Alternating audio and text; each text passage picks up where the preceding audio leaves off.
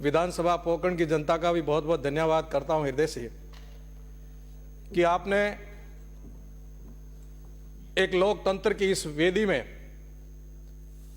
अपनी स्वतंत्र अभिव्यक्ति के साथ में हम सबको चुन करके यहाँ भेजा है और जितने भी सदस्य आज विधानसभा में विराजे उन सबको जय गुरु महाराज जी, राम राम साहब।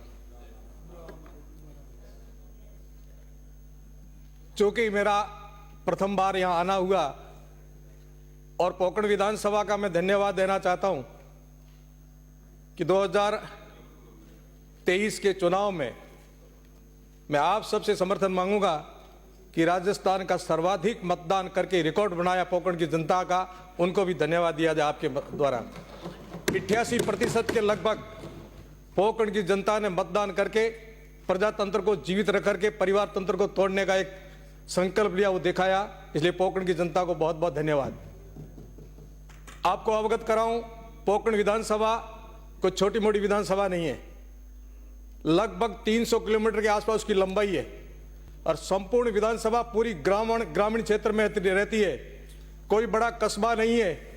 विषम भौगोलिक परिस्थितियां हैं, सामाजिक विषम परिस्थितियां हैं। उन परिस्थितियों में वहां के लोगों ने 88% के आसपास मतदान किया और सर्वाधिक मतदान से जिता करके भेजा। इसलिए पोकरण की जनता का बहुत बहुत धन्यवाद।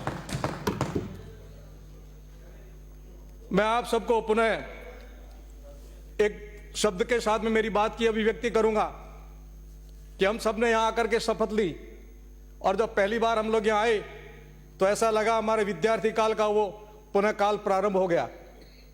और जब हम गुरु के पास बैठ करके अध्ययन करते थे गुरुकुल में, ठीक ऐसा दृश्य आज मुझे उस समय दिखा और ये देख करके आप सबके बीच में आकर के अपना विद्यार्थी काल भी याद आया और अपना गुरु भी याद आया। और गुरु ने मुझे एक पंक्तियां सिखाई थी, कालो न याता वयमेव याता, तृष्णा न जीर्णा वयमेव जीर्णा, भोगो न भुक्त्वा वयमेव भुक्त्वा।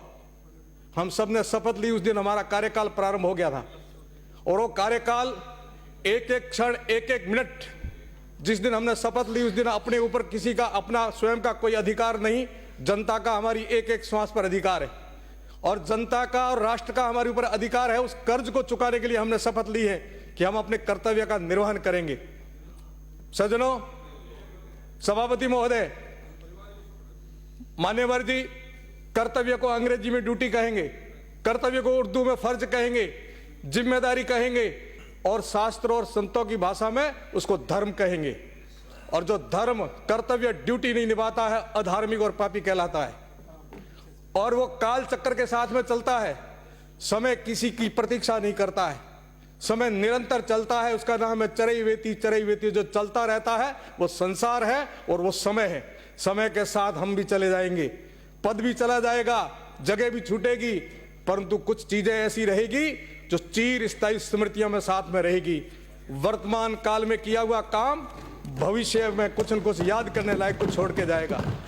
वर्तमान काल ही हमारे लिए सबसे महत्वपूर्ण काल है और भूतकाल के अंदर जो इतिहास आएगा उसमें वर्तमान काल में जिस जिस व्यक्ति ने जो जो भूमिका निभाई है, सकारात्मक भाव से या नकारात्मक भाव से, विकास या विनाश के साथ में खड़े रहने का जो काम किया है, उन सबको उस दृष्टि से आने वाला इतिहास याद करेगा कि ये व्यक्ति, ये विचार, ये समाज, ये क्षेत्र किस विचारधारा के साथ उस समय खड़ा था जब इतिहास के पन्नों में देखा जाएगा।